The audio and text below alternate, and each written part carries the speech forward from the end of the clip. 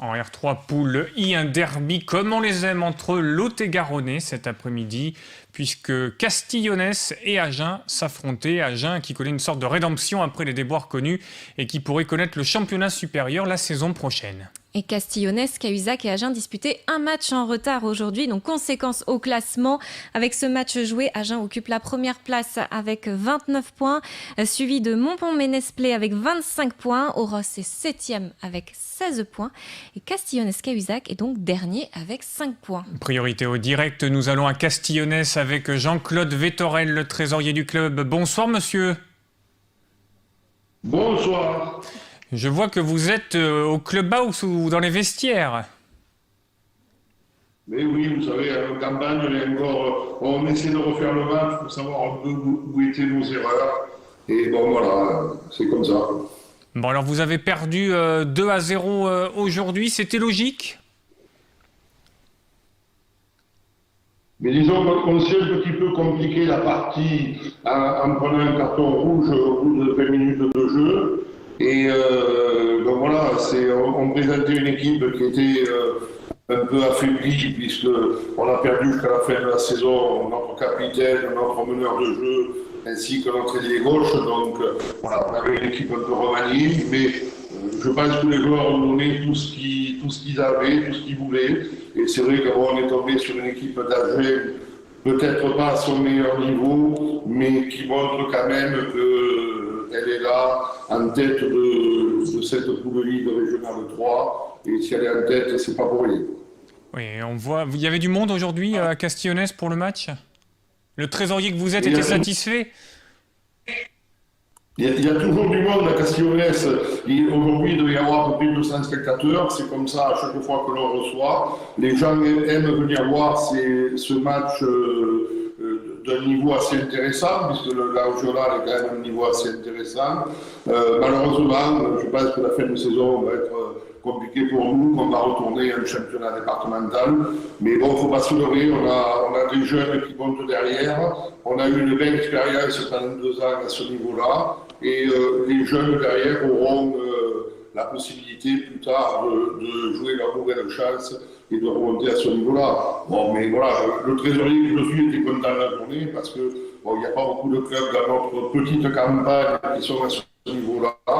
Et jouer avec le sport pour nous, ça a été une bonne expérience. Et heureusement que vous êtes satisfait de cette journée parce que avec ce pays qu'est le rugby et votre physique impressionnant, je pense que vous ne devez pas rigoler tous les jours. Il faut bien vous chambrer un petit peu, Jean-Claude.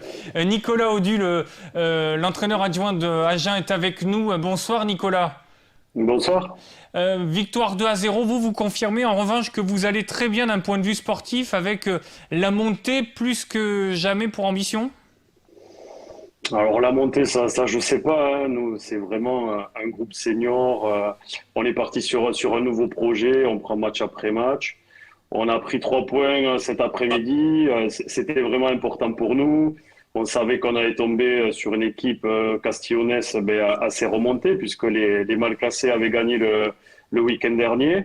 On savait que ça allait être âpre. Ça n'a pas loupé. Il y a eu pas mal d'engagement physique. Après, on marque sur un bon moment, donc on mène 1-0. Castillonnès a eu l'occasion aussi de revenir au score. Hein. On se met à l'abri qu'en fin de match. Après, le plus important, nous, le positif, c'est les 3 points aujourd'hui et on continue à avancer. On a une grosse réception la semaine prochaine aussi, puisqu'on reçoit Saint-Médard, un concurrent direct. Donc voilà, nous, on essaie de garder vraiment un état d'esprit irréprochable. On a une équipe de jeunes, donc il nous manque un petit peu de maturité. Donc voilà, ces matchs-là aussi, ça sert. On a envie de dire à nos joueurs que ça serait un match très compliqué. Ça n'a pas loupé, voilà. Et ça reste des derbies. On est 3 clubs du Lot-et-Garonne. Et voilà, au final, c'est un bon dimanche après-midi pour nous, mais il reste encore 9 matchs et après, on verra pour la montée. Aujourd'hui, on s'est rassuré. On avait besoin de ces 3 points. Et là, on se projette déjà sur la rencontre contre Saint-Médard samedi prochain. Restez avec nous, Nicolas. Jean-Claude Vétorel, le trésorier de cette équipe de Castillonnès, de ce club de Castillonnès. De quoi vit un club de village, comme vous l'évoquiez il y a quelques minutes de cela ? Ce sont des subventions, des petits sponsorings et des manifestations ? Mais vous savez, on a été très touchés par le Covid dans nos petites campagnes. Il faut savoir que les 10 communes de Castillonnès rassemblées font 3900 habitants. Ça veut dire à peu près un dixième de la population d'Agen. Donc vous doutez bien que chez nous, c'est très compliqué de trouver des joueurs. Le Covid nous a fait énormément mal puisque nous avons perdu à peu près 25% de nos licenciés. Voilà, donc après, on est bien content que les bibliothèques aient ouvertes, qu'on puisse peut-être refaire des manifestations. Bon, on a toujours le soutien du conseil départemental et des communes qui sont autour, mais cela ne fait pas tout. Vous savez, une saison en Régional 3, pour nous, du Lot-et-Garonne, qui faisons quand même beaucoup de déplacements à Bordeaux, c'est très important au niveau de notre budget. Et un match comme aujourd'hui, si vous voulez, où on avait les deux équipes qui jouaient, c'est pratiquement 1000 € qui sortent de notre poche. Donc voilà. Mais ne vous inquiétez pas, Castillonnès n'est pas mort. Castillonnès a des petits soucis en ce moment d'effectifs, mais Castillonnès reviendra encore plus fort. Et ça nous a permis, je pense que ces 2 saisons en Régional 3 nous ont permis de comprendre que si on veut jouer un beau football, et on a eu l'occasion de faire des matchs très jolis, il faut évoluer à un niveau comme ça. En tout cas, merci pour ce message extrêmement positif de votre part. Ça fait du bien aussi d'entendre cela. C'est vrai que les clubs ont souffert, ont morflé, pardon d'être trivial et vulgaire, mais de cette crise de la Covid-19. Et encore, les institutions et collectivités étaient là quand même pour soutenir les clubs, ce qui n'est pas le cas dans d'autres ligues de France. Nous allons aborder, si vous le voulez bien, Jean-Claude, avec vous. Vous évoquiez cette ville, cette commune de Castillonnès, 3900 habitants, avec une dualité versus le rugby, je présume, dans cette cité avec une belle Bastide. Oui, mais vous savez, aujourd'hui, le rugby a un petit peu le même souci que nous dans le monde footballistique. Castillonnès aujourd'hui est associé avec les 4 cantons, c'est-à-dire les 4 villages de Sombiréal, Bonfantin, Cancom et Castillonnès. Donc ça veut dire qu'eux aussi ont eu des petits soucis d'effectifs. Et voilà, donc, si vous voulez, aujourd'hui, c'est, comme je vous l'ai dit tout à l'heure, c'est pas la commune de Castillonnès qui fait du 3900, c'est l'ensemble des 10 communes du canton qui font 3900 habitants. Donc voilà, c'est forcément, on a des bons joueurs qui sortent d'ici, à l'image d'Anthony Rouault, par exemple, qui évolue aujourd'hui au Toulouse FC. Et voilà, donc les joueurs ne peuvent pas rester dans nos petits villages, on ne peut pas les garder. Donc il faut qu'ils aillent voler un petit peu de leurs propres ailes, et nous on fait un petit peu avec ce qui nous reste. Bravo, et en tout cas toutes nos félicitations et encore merci pour ces belles notes que vous avez distillées et instaurées ce soir par le biais de cette visio. Vous avez perdu certes 2-0 contre Agen, actuel leader, mais vous savez rester droit et très optimiste. Merci Jean-Claude Vétorel, trésorier du club de Castillonnès, club du Lot-et-Garonne. On retourne pas très loin du stade de la rue de Lille, à moins que le stade ait changé de nom ou que vous ne jouez plus là-bas, Nicolas Audu.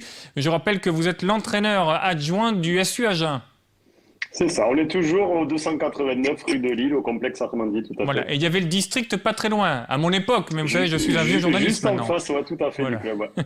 Alors Nicolas, on parlait justement de votre volonté éventuellement de stabiliser cette équipe avec un nouveau projet sportif. On sait qu'il y a eu de profonde dissension au sein du club avec une gestion un peu catastrophique il y a quelques années de ça. Ça va mieux, ça va bien mieux.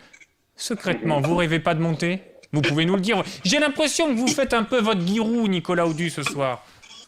Non, pas tout à fait.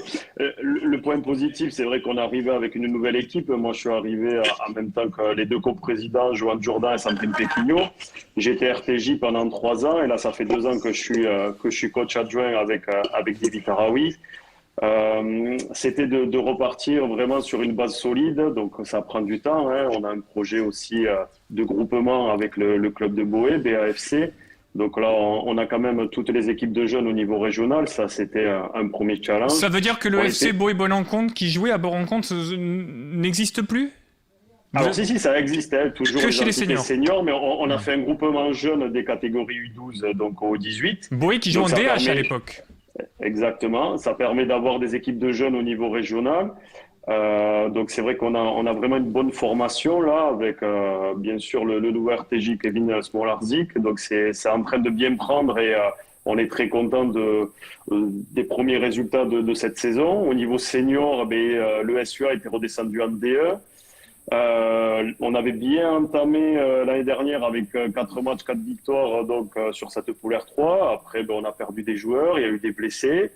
On a intégré pas mal de jeunes aussi qui étaient en U18 R1, donc c'est des années 2003. Donc c'est pas évident parce qu'ils n'ont pas d'expérience. Hein. Là encore, cet après-midi, c'était une équipe très jeune, un petit peu inexpérimentée. Donc voilà, on prend match après match. Nous, après, quand on rentre sur le terrain, c'est pour gagner.